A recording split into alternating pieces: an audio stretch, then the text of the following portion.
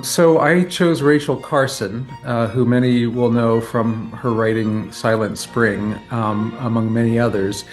And I think one of the things I've been feeling a lot in the last 10 years or so is a deeper and deeper appreciation and connection to nature. And I somehow her writing has this wonderful balance of poetry and science, and a way of seeing things that is optimistic for the preservation of things which are beautiful.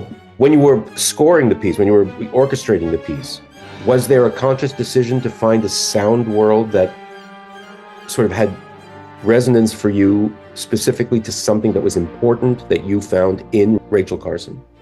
Yeah, most definitely. I mean, one of the things that is part of the interior body of the movement, I think comes from her water, oceanic kind of ties. I mean, because a lot of her early work was in studying oceans and water, bodies of water, and those ecosystems. And in the music, I tried to create that sensibility. There are extended orchestrational passages where there's a kind of it's as if something's moving through water itself, and you feel like the trace of the movement in the water.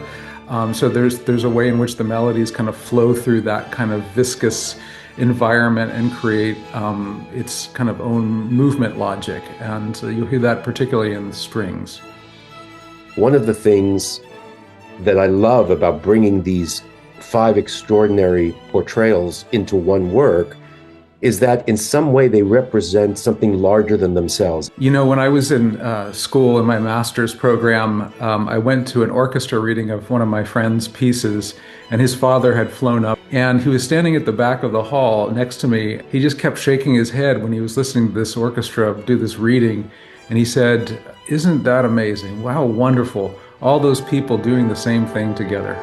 And that's always stayed with me, that, you know, the thing about music that's so amazing is that everybody has a common purpose together, and they're trying to do something that's greater than themselves and contribute to something which is beautiful and has a kind of human connection to it.